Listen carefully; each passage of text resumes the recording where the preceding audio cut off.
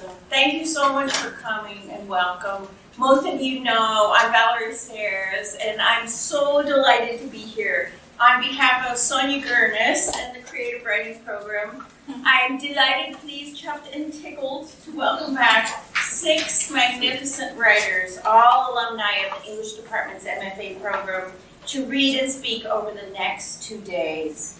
This reading series is the generous gift, happily received, of yet another MFA alum, poet Jessica Mage, who put tremendous thought into the series. We are happily in her debt. Tonight's readers are Meg Smith, Angela Hurr, and Katie Lehman. Tomorrow night, same time, same place, we'll hear from Christina Cabasta, Charles Valley, and Stuart Ross. All 6 will join us for a panel on life after the MFA tomorrow at 3:30. And now, Sonia Gurnis will introduce our first reader.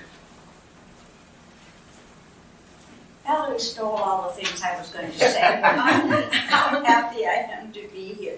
But it really is a thrill to see all of these people come back and know what they've achieved and a little about what their lives were like. I'm delighted to introduce Meg Smith, who came to Notre Dame from Hollins College. He already had an MA. His wife, Emily, was in the PhD program, and he followed her, and that was our gain because he entered our MFA program. Emily, unfortunately, died after the birth of their second child, and Mike wrote what is one of my favorite memoirs of all time, called And There Was Evening and There Was Morning.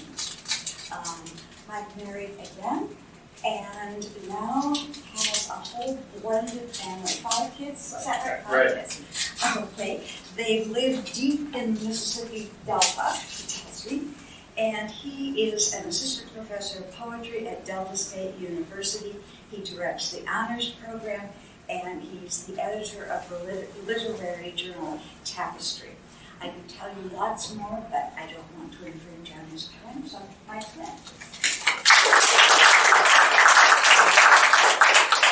One thing about that literary magazine, I directed it into the grad. It's now but it was fun while it lasted. I want to thank you, Jess, thank you, Paul, thank you, Valerie and Sonia, and everyone for having me back to Notre Dame. Anyone who knows me can tell you that I'm a sentimentalist, so I better stop there before things get ugly very quickly. I'm going to read a handful of poems from a couple different books, and then maybe a page and a half or so of the memoir that Sonia mentioned. I'm going to have to contextualize a couple of things as we go, so I'm just going to jump right in now in the interest of time. So the first several poems are from this collection, Pocket Guide to Another Earth, which came out about a year ago. And the first poem is called The Supervillain's Handbook. Make something happen. Our endings erase our starts. Her own beginning hovers in dreams only, siren broken and inexact, the way words of comfort strike at the hearts of the truly afflicted. Was she the girl who took the exit for the lavatory door at 30,000 feet and flew? Or did she fall to a frothy sea change? The first grader who went back for the class bunny did not burn, or did she? The next panel shows bandages being carefully removed. New life. The body in the neighboring stall, the grunting neighbor for whom the body's routine functions are a labor, cannot claim innocence. Her crime is assuming her animal part of the scheme, and so she hardly wonders at the transformation flashing behind the partial, pale blue wall. Remember your own spectacular start. Scarlet dreams of redemption and pursuit.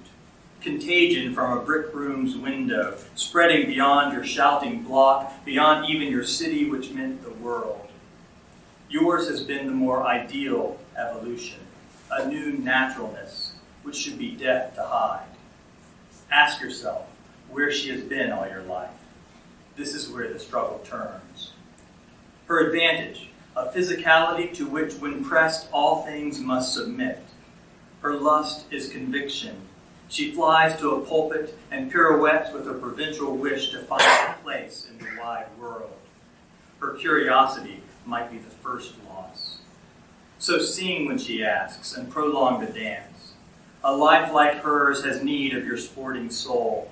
Flesh molds to iron bars, vases fall from shelves. Their pale necks weren't meant to last, but no hero knows how she should live. Wait to unmask the triumph of her face, then sing for her your song. Or die laughing. The world you're fighting for is dead already. Its turning merely lets us change the bedding. Its groans respond to stimuli, rough hands and voices of protocol. The human kind of action, up and out, declining upon a poorly hidden human kind of soul. Die laughing. Most die without a sound. All right, here's where I have to contextualize things. The next couple poems I'm going to read are from a project called the Zombie Poetry Project. And in its first phase, I took well-known prose texts and allowed a sort of poetic voice to infect them, producing new poems. And so I'm going to read a couple of these. The first one, probably I don't have to identify the prose text. And the second one I'm going to read is from a published portrait of Samuel Taylor Coleridge at the age of 50 by Thomas Carlyle. So I'll identify that one. But the first one's called River Rocks. Call me Ishmael. Call me no money in my purse. Or call me jewel in a shallow pool. Dismiss my brackish reach, but you gotta admit you like saying it. Jewels in pools. Now call me Jacob, who might have made it to the sea. He was even then so grim about the mouth. I swear no tear ever fell from his face. Wind came and water rose, and when it did, he grabbed me, and together we sought it out, our whale of a time in canoes that did not float. It's true what my father said when we showed up. So wet our clothes felt like strips of cast. We might have died, the water so cold and so deep. The smooth rocks we couldn't see were no anchor for our progress. Call me head-soaked and simple. Call him don't fall in. But other days, call me knee-deep in tiger lilies. Call him dipped in country-red clay, his wolf dog fresh from fighting, slick with some howler's spit and blood. Call me thumped and punched about, or call me passenger. Call me sweet and sour like Miss Gunter, who took us on a 6th grade trip into the deeper water of Skye, because some of us would never have such a chance. When we reached the clouds, even Jacob smiled. Call me frantic on the riverbank the day he rode out to catch the copperhead halfway across the river. And call me too afraid to cry the day I caught a hook to the temple and had to hold the line the long row back, where on a route I suffered my father's knife and pliers as he cut me free with his lock blade. Call me don't sleep of nights, later that summer, when Jacob and I pulled up enough to bring back for a family fry, some of them so big and hearty they survived to suffer his knives and my pliers. Call him the one charm wanting, who winds a mazy way, because the last time I see him, he will give me a smile to this day I still don't understand. Call him floodgates of the wonder world swung open, whom I never talk about sober, which means we must have been friends. Call me rag of a purse stuck to my daddy's hip, because aren't we all lashed to the fate we embrace? But pray he still lives, really lives, not just roams about in the zombie life I give him when I tell my children stories low these many safe and dry nights.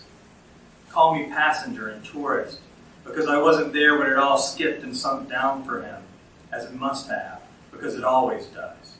Call me Ishmael, who is never there. Here's Zombie Coleridge. The good man sat, in massive weight, face full and round and spreading everywhere. I was a swimming bladder, passive bucket, face in a boundless sea of bewilderment, thickened by muscle memory, when I came upon the puddled cheeks, snowflake originals once, in pain, confused at the animal end. On that hill, I came to where the eyes full of sorrow looked down, looked mildly out in astonishment on the sacred whole, the city, object of and subject to such carcass strength, those dead that must be brought back to this life. That good and massive weight, flabby and radiant, hungry and moist, like nothing better than to spy a weak, impatient, parched-up body who might pause in wonder at the strange effulgence, flat imbecility, tragically asleep. There I came upon one undead, one who misshapes himself, who waits incessantly for what he likes, a manifest of stricken fools, or just one ripe peal of concrete laughter, a convicted flesh and blood absurdity, one burst young mind, who will puzzle strangely at the massive weight, peeled of particulars, the man who sat and muttered, as I came upon him then, "Somjix, omjix," with hunched and groping night, fast coming on. So that whole poem was just really a joke, because the subject zombies thing was not zombie. It was not my zombie stuff. That was actually part of the original published poetry. Carlyle quotes Coleridge as saying "subject." So I had to write that was a punchline. I just had to write this out. So that was phase one of the zombie poetry project. Phase two involved a collaborator, my oldest childhood friend. He's a software engineer, and he had me write, well, for me it was the longest poem I published, 500-line poem, and he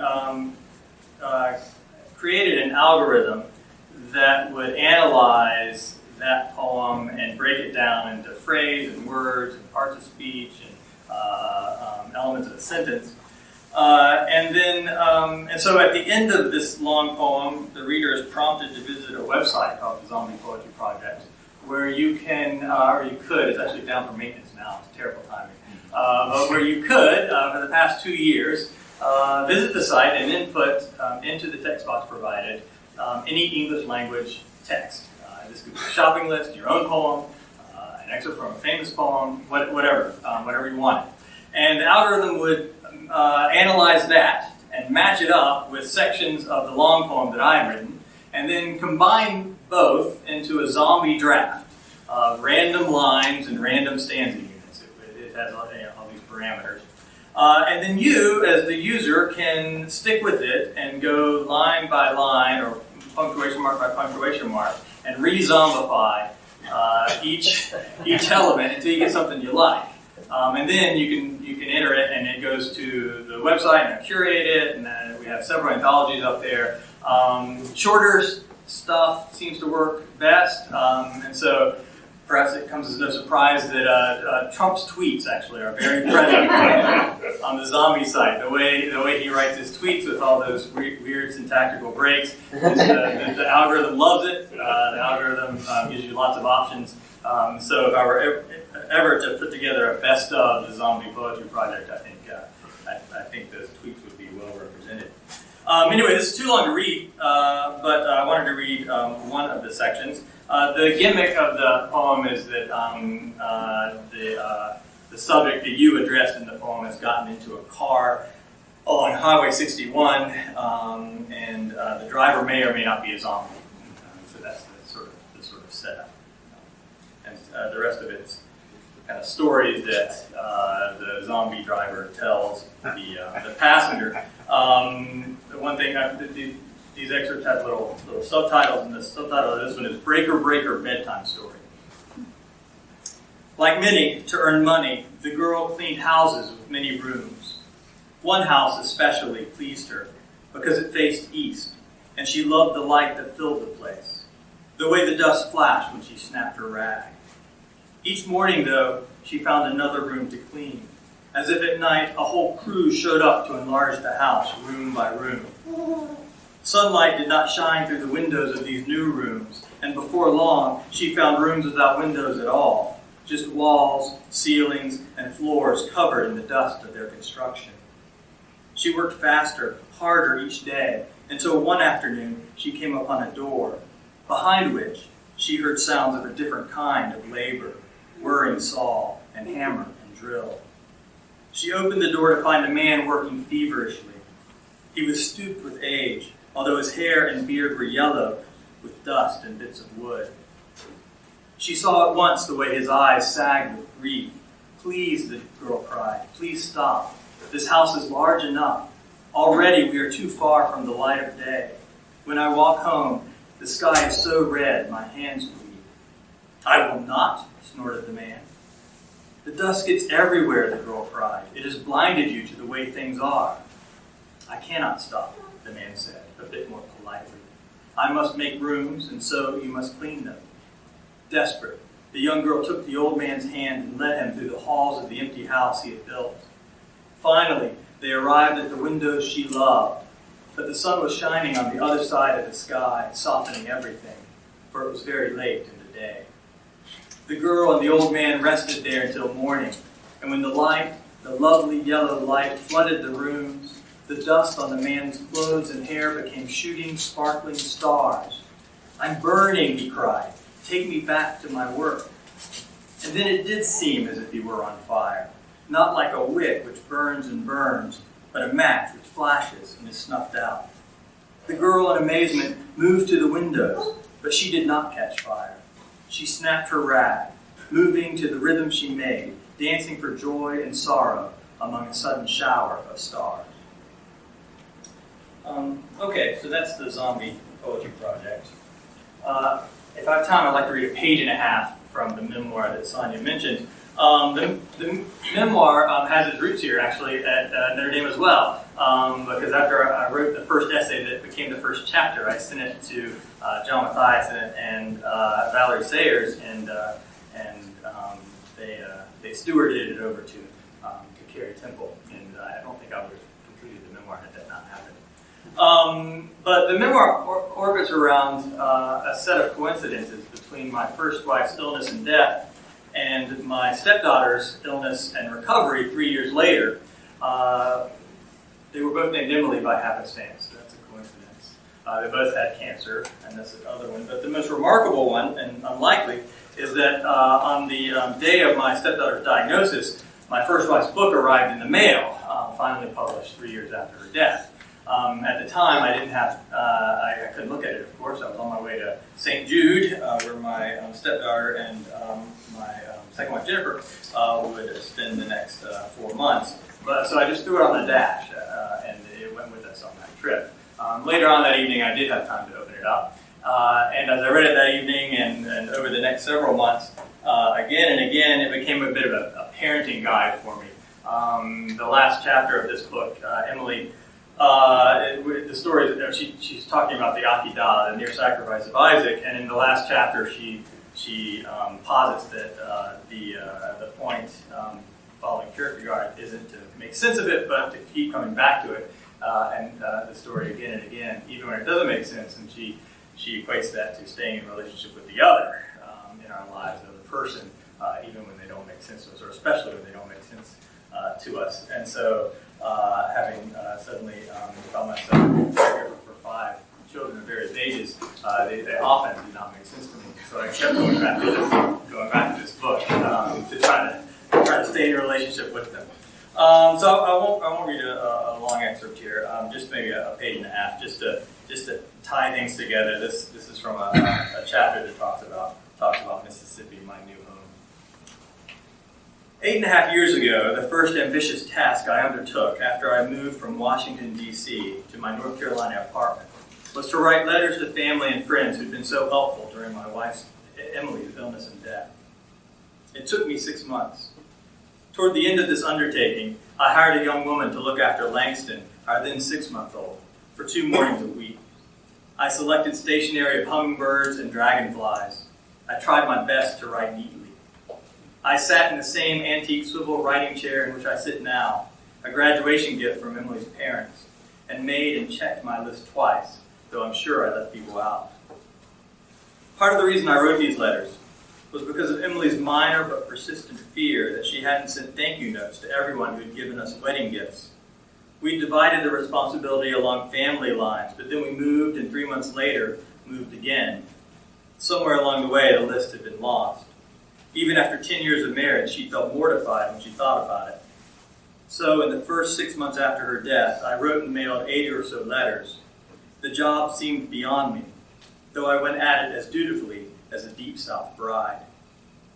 3.5 years later, after yet another move, one of my new colleagues at Delta State University told me the story of a young woman who suddenly dropped a Shakespeare class late in the semester.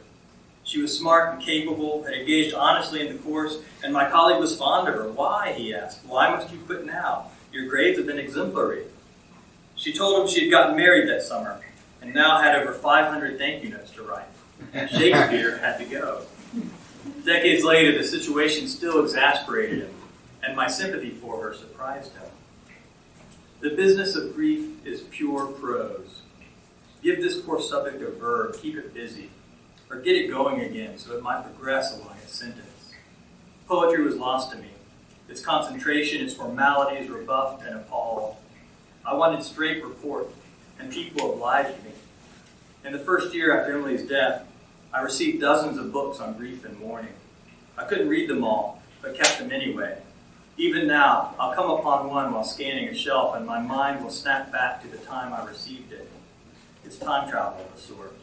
For an instant, I'm completely there, returning to the smells, discomforts, and the old tugging hollowness in my belly of those moments.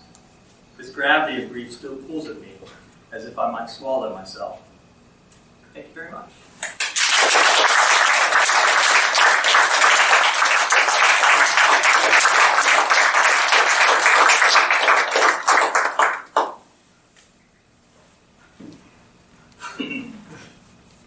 So beautiful. Thank you. Angela Hurr came to Notre Dame as a Sparks Fellow, and as she was graduating with her MFA, received the Sparks Prize, allowing her an additional year of writing support.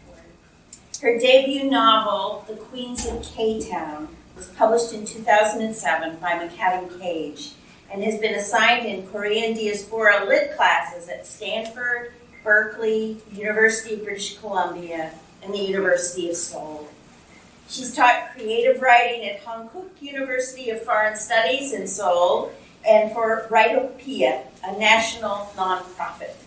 She's also worked as a staff editor at the Stockholm International Peace Research Institute. So an MFA can get you into it.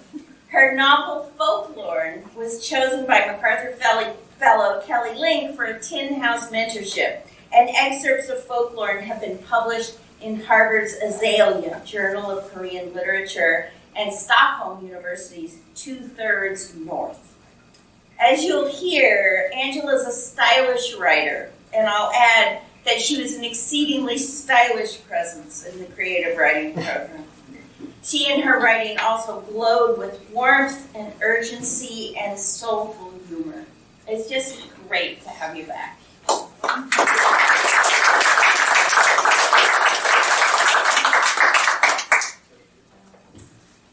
Thank you very much, Notre Dame, for being here. Thank you very much for a lovely dinner.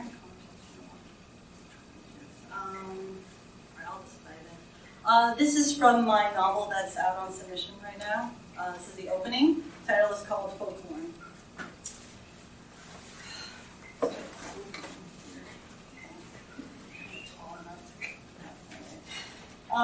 Okay.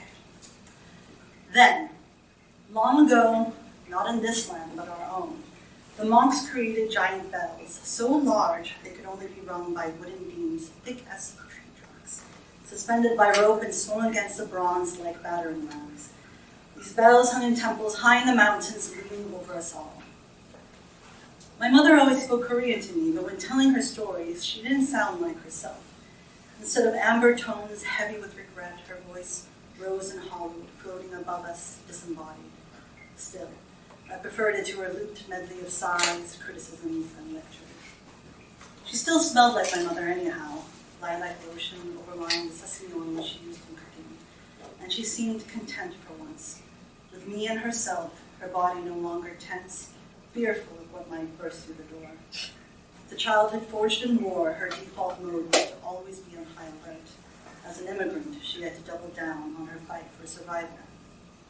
But with my head in her lap, her fingers combing my hair, my mother could lull me with her familiar touch and a stranger's voice, as she narrated something that had already happened long ago, that couldn't be stopped or altered. Inevitability, the story completed and retold, kept her still long enough for me to simply be with her.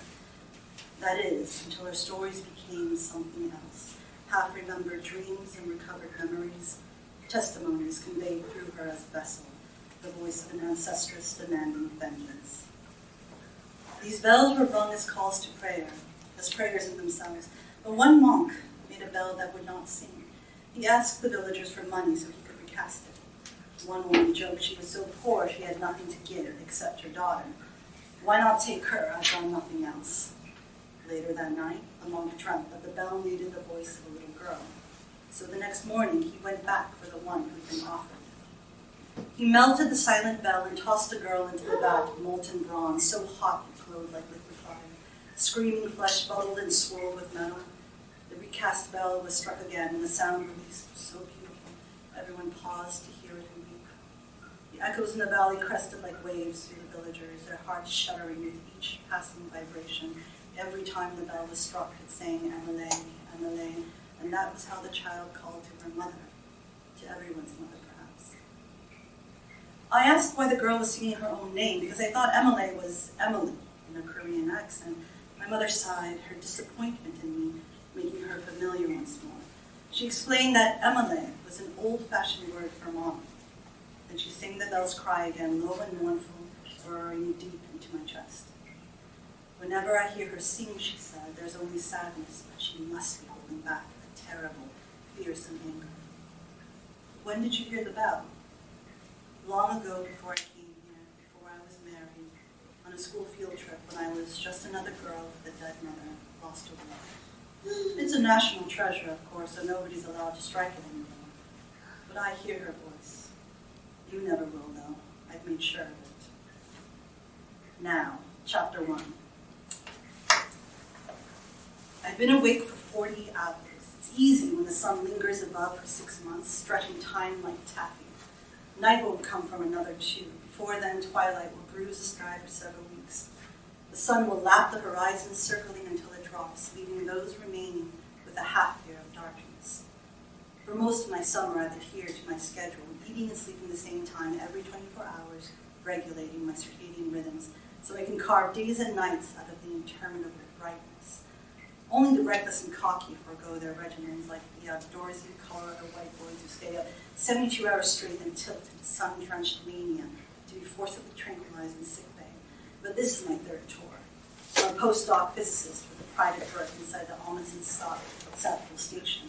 I know how to suppress giddiness while exploiting the everwind, like a fine dusting of cocaine and espresso shot through the veins. With scientists committing to their shifts, the Antarctic experiments can run round the clock, but we must remain disciplined to preserve our physical and mental health.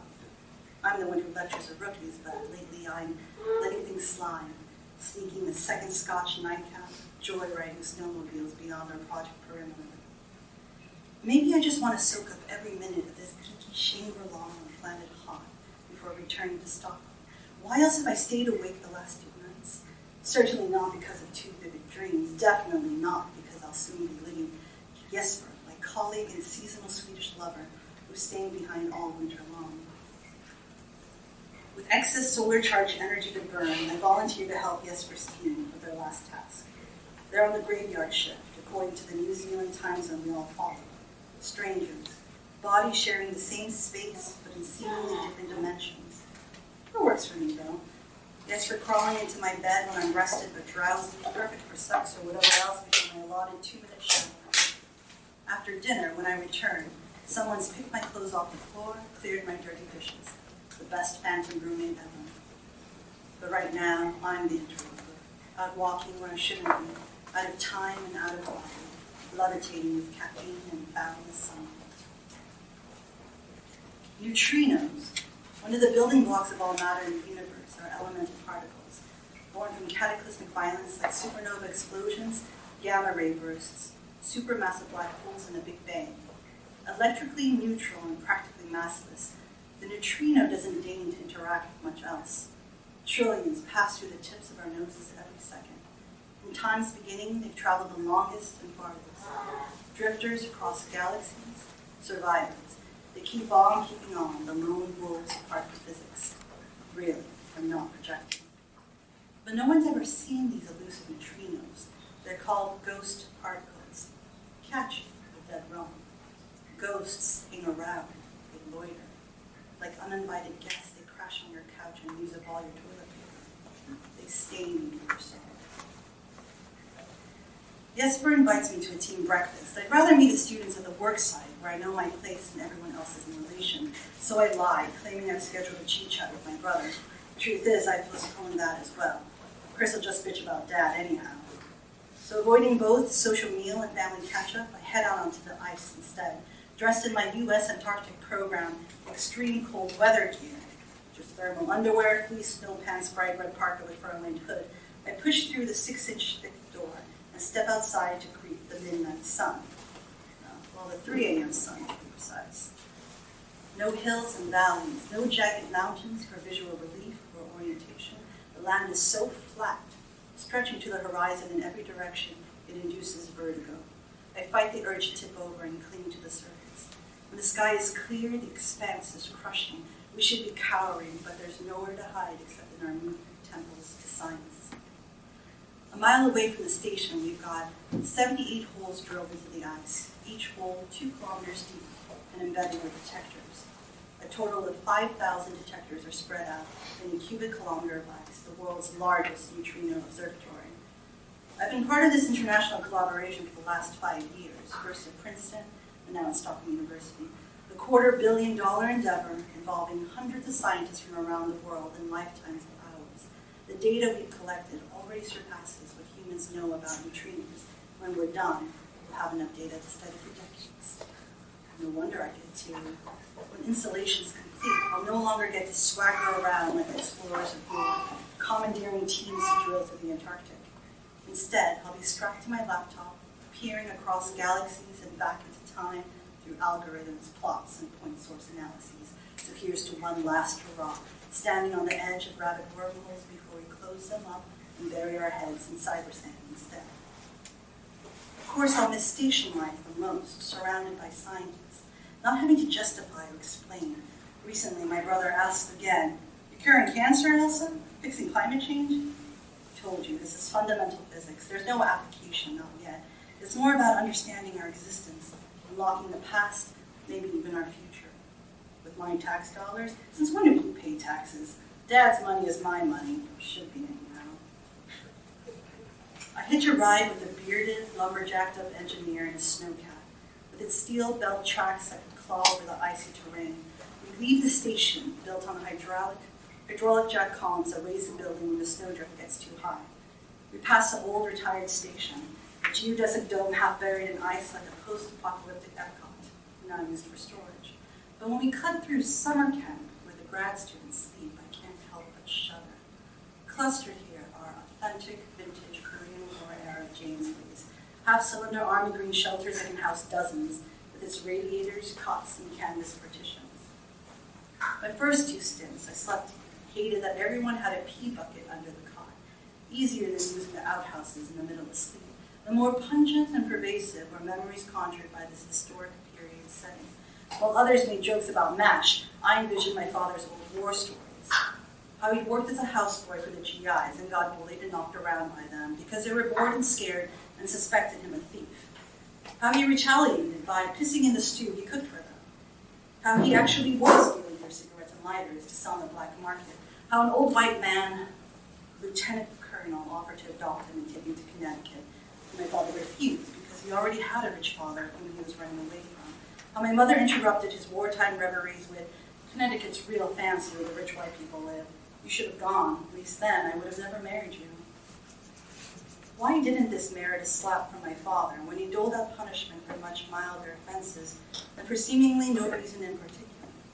Probably because he was driving and she was seated in the back of the car. Though the only time it struck me was also from that position when my 5-year-old self wouldn't stop wailing on an endless drive to the Grand Canyon.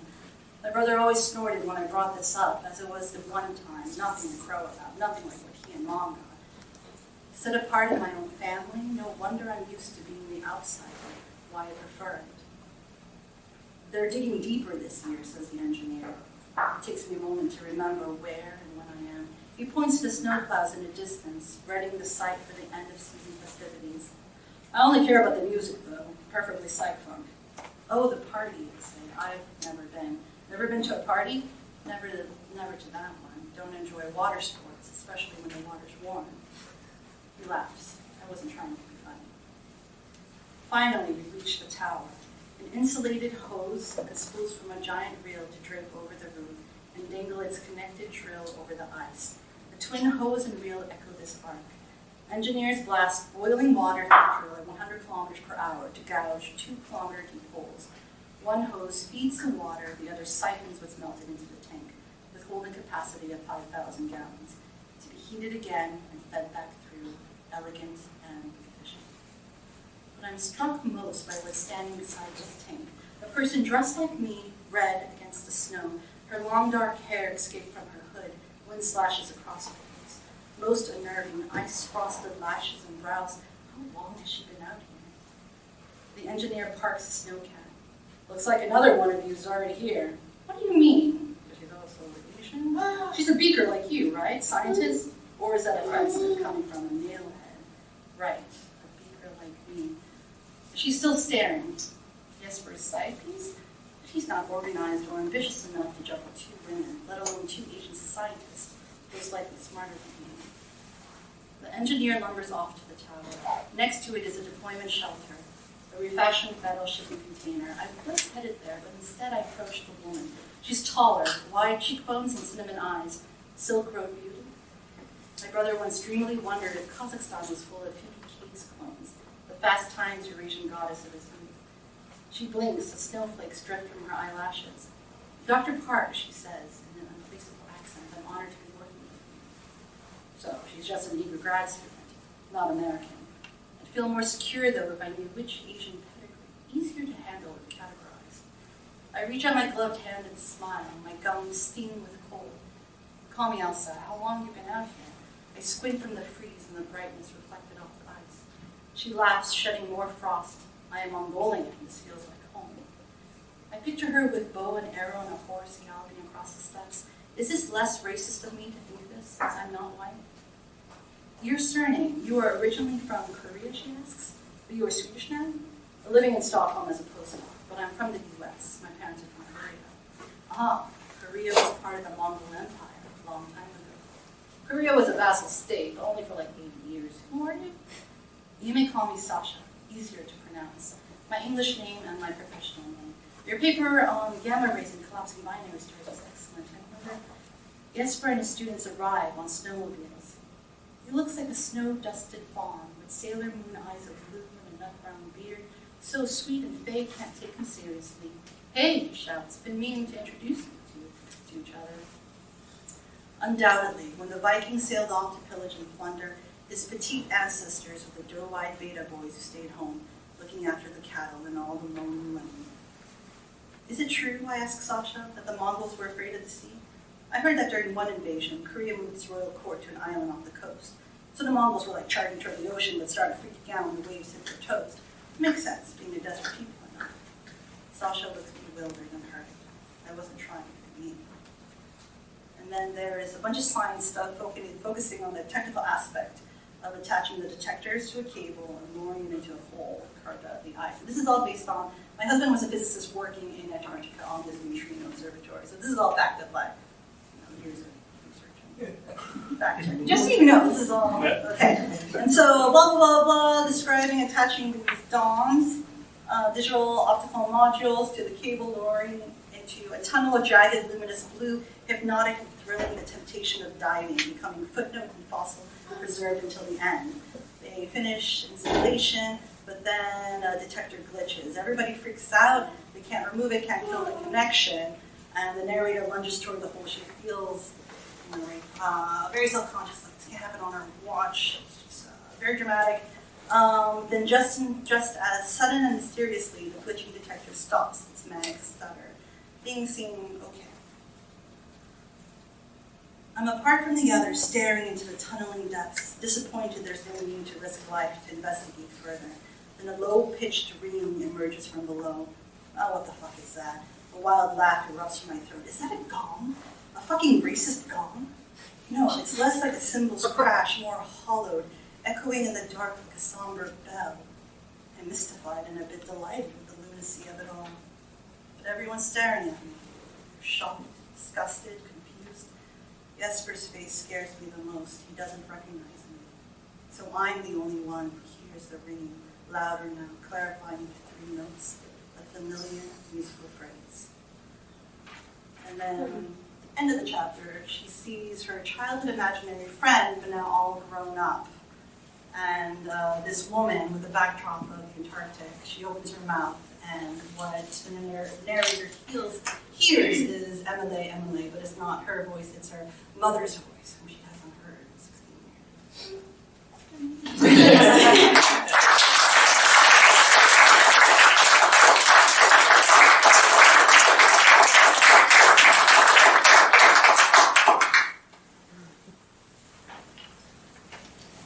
One of the joys of having all of our MFA panelists and guests back is to hear what their lives have become or where they have gone.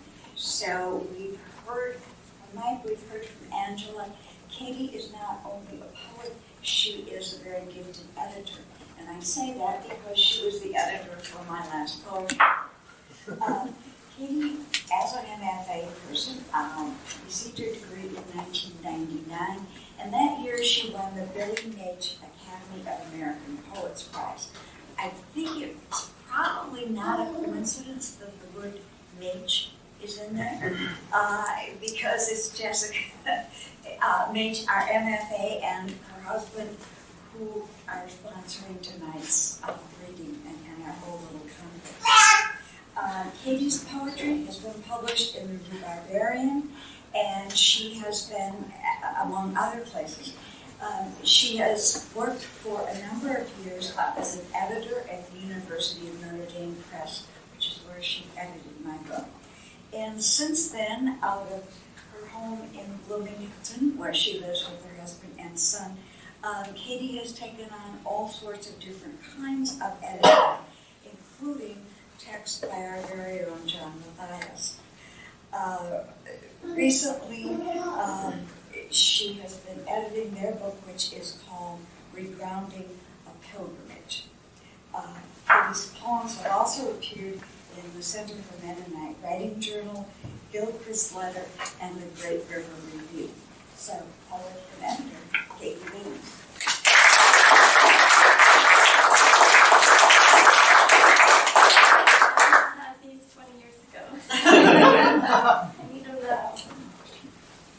I'm going to start by reading an earlier poem, mainly because it ties in with a more recent one, both about Kylemore Abbey on the west coast of Ireland.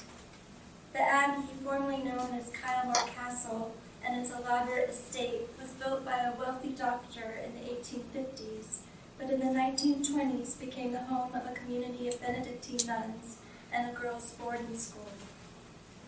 In the mid-1990s, I lived at Kylemore, helping a nun on the Abbey's farm and in the then overgrown and secret 6-acre Victorian walled garden, now restored and open to the public. I returned to Kylemore in 2015 to visit Sister Benedict, the nun with whom I had spent so much time. She appears in both poems, the first taking place inside the walled garden, where, when it was quiet, you could almost hear the Victorian women and gentlemen having their tea.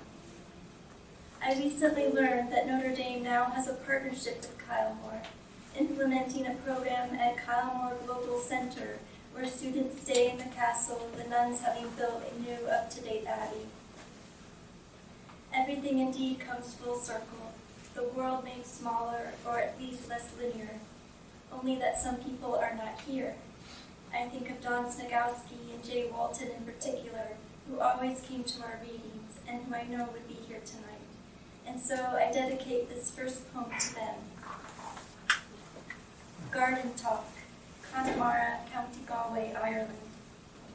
Sunlit, the vegetation lifts after a rain that doused every leaf low on its stem. Mist and tone, it is another secret, an old solemnity in which we walk. Our boots talk, taking to the grassy squeak, the yellow wet. What quickening speaks in such respite? The rain barrelful, it seeps its orange-flaked ridge over. But who owns it? Our eyes in a pale pleasure of lisp or gasp are painless. The water pock, the pock drip, the upraised parsley beds that sit the soil specked with white. All is quietly kept in our scene. Now the orchard's in our keeping, and a trellis above the garden gate hangs above all that is growing, light and green. Your hands grasp gray limbs, a slip of bark. It's possible, maybe. You say you're too old for this. Climb anyway. I stay behind, squinting light, black lash, apples. What blossom awoke, attentive on a sudden leap? We think we hear ladies drinking their mid-morning tea. You almost, the swishing of skirts as they walk. Hurry and hurry, a branch brush, a hush, a balmy clutch. What talk surmises them now? What heaven gave in within the 10-foot drop? We step, cautious not to disturb it. Plateaus of iron, rhododendron, silken brick, very thick, a prick of needle bush. Don't go, and why so soon? We've hardly met. Our breath in the swallow of others' loveliness is unguarded, a joyous whimper in the trees. We decipher this year's crop is taste, just as sweet, idling in a plenitude sworn by the oak, the grazing of many, and us turning the latch lock out. Bon secours. There it was, the farm kitchen where we had steeped our tea, the black stove upright, erect, like an abbess at the back of the chapel, the kettle a third guest at our table. Kindly get off the fence, you'd admonish schoolgirls in wool gray skirts, navy socks pulled up to knees, sweaters with gold medallion patch. They'd slip off the horizontal slats in a flutter like startled geese to water, heads on diagonal, adolescent eyes askance. We pick blackberries and black currants in an afternoon opening in October, fill buckets with lettuce with an importance only the earth took notice. Your mottled hands, your widow's peak. We step across angled vestiges of glass houses, shards of geometry and light, where a black and white cat napped. Over years you'd write in wiry vine script of cows going out and coming in, which sisters had died, how you'd become redundant in the garden. The abbess presses her palms in a locket-like clasp. In hospital, bon secours, Galway. A persistent cough, a congested heart. The way back was long, the smells removed of bells and bustle, the deserted stalls, the wooden stair. In hospital, your pin veil lies limp above the register, belt loose along the sill. You look up from your newspaper as if no years had passed, as if I walked in from another room. At Cambridge, as a young barrister, you wore a feather in your hat. That's also how I see you, walking swiftly across a crowded street, life still before you. When I leave, you try to stand, inches shorter. Incidentally, my son at 3 plays at your feet. Pussycat, pussycat, where have you been? And you answer him, I've been to London to visit the Queen. American History Primer. The apple is to America as the potato is to Ireland or the olive to Italy. The apple, as Virginia homologist James Fitz proudly proclaimed in 1872, is our democratic fruit. Peter J. Hatch, Monticello Gardens and Grounds. At Monticello, in his fruit garden, Jefferson grew a variety of cultivars, Hughes crab or Taliaferro for cider, Albemarle pippin or Aesopus Spitzenberg for a tabletop display. There were other faces, other names unmentioned among the gallery of stern, white-browed statesmen from a third-grade history lesson. We recited the Pledge of Allegiance and learned why the Statue of Liberty stood her tired arm with chipping copper torch. And to the words which were her words, Emma Lazarus, pundits applied then as now more statement than inquiry. Despite her silent-lipped cry against human possession, Chinese immigrant or African kingdom.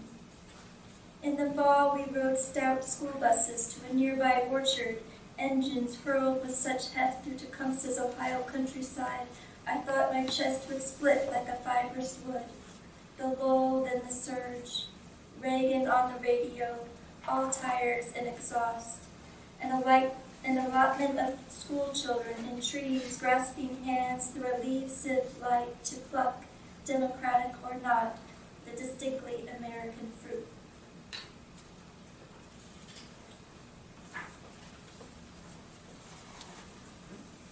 Night eyes, white gravel in the height of an August sun. I swung a lead rope, looking for the mare who jumped the fence. My father, not a horseman nor farmer, drove off in his black VW Beetle after her. Half thoroughbred, she'd race for miles along country roads before stopping to graze at the edge of a field. In the fall, I'd ride through wooded hills, pulling knees to chest on paths lined by furrowed oak bark.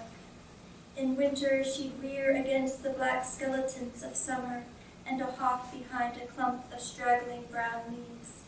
I'd rise and fall with her, as if by nature she were bipedal, reaching the sky like some water-breathing creature to air. She already knew how to leave the earth, to return to earth, the suspension bounding her ligaments on both sides. Later, in the dim barn, her ears perched like watchful sparrows among the hay. Her ardent stare, her domestic sigh. From the spring mud she'd emerged wearing a prehistoric coat of armor, belying a vestigial toe, gnarled chestnut, the night eye evolved from some ancient forest-dwelling equus. Under the March moon, I'd call and hear a hollow drumming. The world is muscle, is music, the chill air, her warm breath. She'd nuzzle my side with her finger-like lip, as if it were not atoms, but a horse's rib inside me.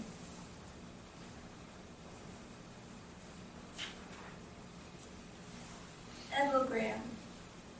My son at 7 is afraid of water, the slightest drop on his arm. I tell him that he was born from water, floating weightless, smallest amute, safe within a fluid-filled globe, his lungs yet to form, like a primeval fish. But he is more specific. It was Tiktaalik, the earliest known land vertebrate in the Carboniferous. Low-finned, a pioneer amphibian with limbs. I suggest he is the fish-like ostracoderm with intricate armored skin, but the classification is outdated. The metaphor has holes, and he swims. It is the differentiation, that spate of rain uncommitted to pools that startles and darts then makes wet. Ouch, he says, from welts cropping up like a pox on his sleeve.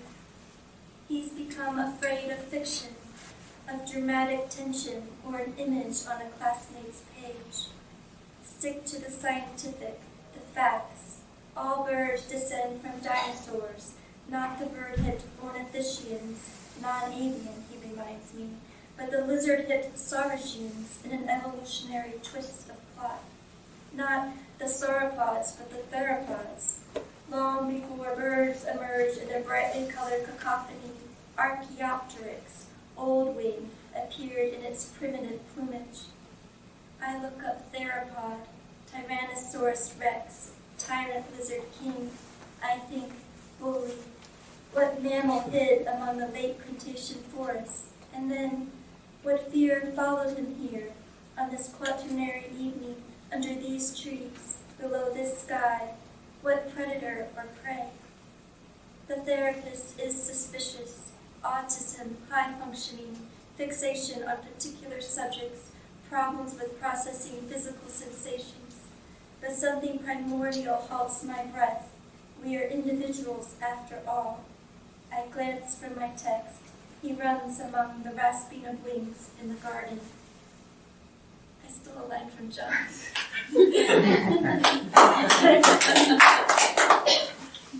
Oxford. Taut elastic tomato, not as acidic, sweet heirloom from a grandparent's garden. Round inflamed planet, bladder-shaped, interstitial cystitis, a condition common in cats. The urologist taps the end of his pen. Looks like we've ruled out all the bad things. I consult my vet. Triglucosamine, chondroitin, amitriptyline, cystoscopy with hydrodistension, an alkaline diet, take aloe vera, buy an aloe vera plant as simple. Take a turn of mind, tension, myositis syndrome, the neurology of pain, of chronic perception. From cortical regions, the brain fires off signals. Are you there? The body, earnest follower, answers, I'm here. A conditioned response, like Pavlov's dogs, the kind doctor says. I step into the neural fray, drink coffee, spoon spaghetti sauce from a jar. You will get better. I see this just about every day. I run out into the garden where my husband, the scientist, prepares compost. It is early spring. His measured reply, we will see, makes me question his belief. Yet mine, already rooted in August, Oxheart. The sweat of the earth, an organ of earth. I just have one more. Unhero. Upon refusing to accept the Grand Vermeil medal from the mayor of Paris, Captain Pierre Clem said, I'm not a humanitarian. I am not there to aid. I stand in solidarity. We do not need medals. We do not need authorities deciding about who is a hero and who is illegal. Not a hero, not a medal, but rather a human, not a humanitarian, not to aid those fleeing violence, fleeing war, but to act, applying a singular focus, to put oneself in another's shoes even if they have no shoes. Out at sea, it must be easy to see the vast hypocrisy, the human tendency for boundary. It must be second nature to decry the necessity of country, of origin. Out at sea, waves envelope unsturdy migrant boats. It is also its nature. Aboard the more seaworthy Sea-Watch 3, her crew lowers rubber dinghies off the Libyan coast, while European warships, certain and unsinking, man the periphery, and must be just as easy to cling to. Orange life vests with heads rise and fall in their shadows, the smell of gasoline, the salt mist caps knocking against and back again. Her crew pulls a mother and her unbreathing baby from the swells. Denied port in Italy, they turn an onboard freezer into a makeshift morgue and place the infant inside. For days the ship lumbers adrift on the Mediterranean, like the orca who swam with her dead calf on her back in the Pacific. Experts say it was unprecedented that the whale was in mourning and made more news. When the Italian government seized the Iuventa at Lampedusa, Pia stood on its azure hull, facing indictment and 20 years in prison. Her lawyer advised her to leave the ship, but she refused. I am here with the living and with the dead, not refugee, not displaced person, not illegal alien, not invader, nor the undocumented. Papers and housing for all, she explains. I stand for what no symbol can save.